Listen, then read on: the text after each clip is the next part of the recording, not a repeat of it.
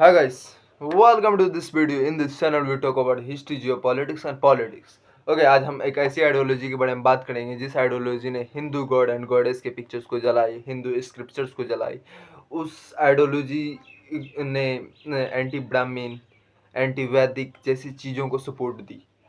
हाँ, और इस आइडियोलॉजी की शुरुआत हुई ब्रिटिश इंडिया के टाइम में 1925 में मद्रास प्रेसिडेंसी के एक ऑर्गेनाइजेशन में शुरुआत हुई इस आइडियोलॉजी की, जिसका नाम जस्टिस पार्टी था। जिस ऑर्गेनाइजेशन में शुरुआत हुई उसका नाम जस्टिस पार्टी था। और इस आइडियोलॉजी की बेस बनी आर्यन इन्वेजन थ्योरी और Indo Aryan linguistic group. Okay, तो मैं तुम्हें शॉर्ट फॉर्म में समझाता हूँ। 19th सेंचुरी में कुछ यूरोपियन स्कॉलर्स ने एक एक एक थ्योरी दी जिसका नाम आर्यन इन्वेजन थ्योरी था। आर्यन इन्वेजन थ्योरी के अकॉर्डिंग लगभग 1500 BC के आसपास कुछ Indo Aryan people Central Asia से इंडियन सबकॉन्टिनेंट में आए। वो अपने साथ नई लैंग्वेज, नई कल्चर एलिमेंट्स को भी लेके आए। और इस थ्योरी यही थ्योरी उन लोगों की द्रविडियन आइडियोलॉजी लोगों की बेस बनी। और मोस्टली उनका द्रविडियन आइडियोलॉजी वाले लोगों का कहना है कि मोस्टली नॉर्थ इंडियन और fair skin people, Brahmins, upper caste, ये वह उन्हीं के वंशज हैं और वहीं से आए थे। इंडो आर्यंस ही थे। ब्राह्मण्स, अपर कास्ट और नॉर्थ इंडियन के बहुत सारे लोग, उनका कहना था द्रविडियन आइडियोलॉजी वाले लोगों का। और उनका कहना था कि हम Dravidian, we South Indian are the native people of India. उनका कहना था कि we South Indian are the native people of India. वो लोग बाहर से आए, आउटर मोस्ट से आए, सेंट्रल एशिया से, और हम पे आके रूल किया, हमको ऑपरेस किया, हम कास्ट सिस्टम बनाया, जो बहुत हद तक सही भी हो सकता है। इसमें मिक्स्ड थ्योरी है, बहुत सारी थ्योरी आई है। मैं तुम्हें बाद में समझाऊंगा, मैं तुम्हें आज समझाऊंगा द्रविडियन आइडियोलॉजी के बाद। यही बेस बनी उनका। और उनको एक और क्लेम सपोर्ट करता है, Indo Aryan linguistic group. Okay, Indo Aryan linguistic group बहुत बहुत हिस्ट्री हिस्टोरिकल बहुत दूर से कनेक्टेड है, इंडो यूरोपियन लैंग्विस्टिक ग्रुप से कनेक्टेड है। बहुत सारे नॉर्थ इंडियन लैंग्वेजेस जैसे हिंदी, पंजाबी, भोजपुरी, मराठी, पंजाबी, बंगाली, बहुत सारे north Indian language Indo European linguistic group से आते हैं।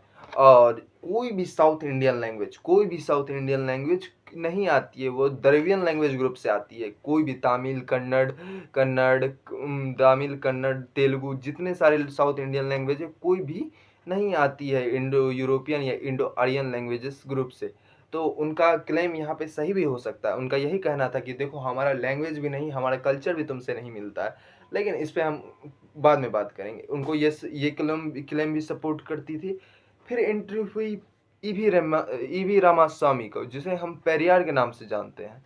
उन्होंने 1925 में सेल्फ रिस्पेक्ट मूवमेंट का स्टार्ट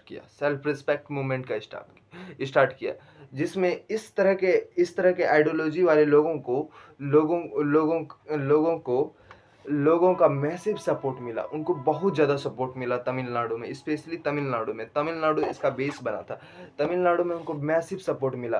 1925 में ईवी रामास्वामी ने इसको बहुत बढ़ चढ़ के बताया। और उनका उनका हेट्स बहुत ज़्यादा ब्राह्मण्स को लेके, अपर कास्ट को लेके, और नॉर्थ इंडियन से बहुत ज़्यादा हेट। वहीं पे हिंदी को अपोज किया गया, हिंदी हम नहीं बोलेंगे। अभी तक तुम्हें साउथ इंडियन में दिखता होगा कि हिंदी हमें नहीं बोलना।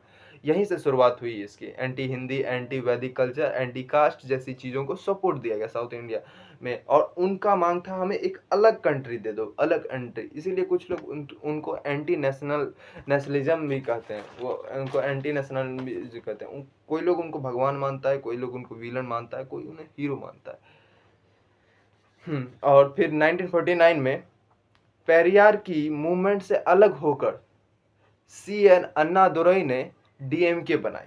डीएमके, जो अभी रिसेंट इलेक्शन में डीएमके हारी है। इससे पहले वहाँ तमिलनाडु में रूल कर रही थी डीएमके।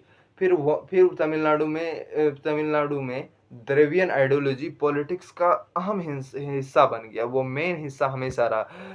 तमिलनाडु में पॉलिटिक्स हमेशा द्रविडियन आइडियोलॉजी के बेस पे हुई है। ब्राह्मण्स के प्रति हेट, अपर कास्ट के प्रति हेट, नॉर्थ इंडियंस के प्रति हेट, हिंदी के प्रति हेट, इस तरह के चीज़ों को लेके पॉलिटिक्स खेला गया। एआईडीएमके, डीएमके, इस तरह की पार्टियों का वो मेन मुद्दा हमेशा रहा। और इसका झलक अभी तक दिखता है। रिसेंटली 12 मई जो एमके स्टैलिन है, एमके स्टैलिन के बेटे मैं प्रोनाउंस अच्छा से नहीं कर पा रहा हूँ, उदयन स्टैलिन शायद उनका नाम है, उन्होंने कहा कि सनातन मस्ट बी इरेक्टेड, सनातन को खत्म होना ही पड़ेगा, सनातन मस्ट बी इरेक्टेड। उनका रिसेंट है, जब विजय थालापति विजय ओथ ले रहे थे असेंबली में, तब जब उनका बारी आया, उनको कॉन्ग्रेचुलेट करने के बाद उन्होंने ये स्टेटमेंट दी। और उनका इस तरह का स्टेटमेंट आता रहा है, बहुत बार आया है। इससे पहले उन्होंने सनातन को डेंगू मलेरिया से कंपेयर किया था, डेंगू मलेरिया से बहुत बार कंपेयर किया था। Sanatan is like as dengue malaria. इस तरह की चीज़ें तमिलनाडु में और साउथ इंडिया में हमेशा रहा है। नॉर्थ इंडिया के लिए अब बहुत बेटर हुए हैं, बहुत चीज़ सुधरी है, पर इस तरह के आइडियोलॉजी खास करके तमिलनाडु में क्या नाम है, सॉरी, इसका टीवीके, शायद विजय की पार्टी जो आई है, ये आने के बाद मैसिव चेंज हो सकता है इस आइडियोलॉजी में, क्योंकि अभी तक विजय अपने एक भी स्टेटमेंट में इस तरह की बात नहीं की है, इस तरह की बात नहीं की है कि कल तक सनातन मस्ट बी इरेक्टेड, इस तरह का एंटी ब्राह्मण, इस तरह की चीज़ों को अभी तक एक बार भी सपोर्ट नहीं मिला है टीवीके से। शायद पॉलिटिक्स में एक बड़ा चेंज आ सकता है, और होप करूँगा कि मैं ऐसा ही आए, क्योंकि बहुत पुराना रिकॉर्ड रहा है। जब पेरियार थे, पेरियार ने राम भगवान की इमेज जो थी, पिक्चर जो थी, उनको जलाया था, गणेश भगवान का मूर्ति तोड़ा था, ब्राह्मण्स को मारा गया था, बहुत चीज़ हुआ था ऐसा। वैदिक मनुस्मृति को जलाया गया था, वेदस को शायद वेदास के प्रति हेट लाया गया था। अभी तक तुम देखते होगे ब्राह्मण को हिंदी को बहुत ज़्यादा अपोज किया जाता है, हिंदी नहीं बोलेंगे साउथ इंडियंस में, दैट्स ये बहुत चीज़। और हिंदी के प्रति हेट तो बहुत जगह बढ़ गया है। पंजाब में मैं देख रहा था रिसेंटली एक वीडियो, पंजाब में एक यूनिवर्सिटी है, पंजाब यूनिवर्सिटी साइड, वहाँ पे बोर्ड में जो इंग्लिश हिंदी में लिखा रहता है यानी कोई भी चीज़, उसको आके वो ब्लैक मार्कर से मिटा रहे थे। हिंदी एक इस तरह की चीज़ मैं होप करूँगा नहीं हो। हम एक इंडियन सब कॉन्टिनेंट को एक अच्छी तरह से, इंडिया को अच्छी तरह से अच्छी इमेज से दिखाए सबको। और और अगर यह वीडियो आपको इंफॉर्मेटिव लगा है तो ज़रूर लाइक, सब्सक्राइब और अपने दोस्तों को शेयर करें, और कमेंट में बताओ कि आप सोचते हैं कि टीवीके का राइज होगा, या वो भी एक आम आदमी पार्टी बन के रह जाएगी। विजय थालापति शायद केजरीवाल बन सकते हैं आने वाले टाइम में, क्योंकि केजरीवाल का राइज सेम इसी तरह हुआ था जिस तरह टीवीके का राइज हुआ है।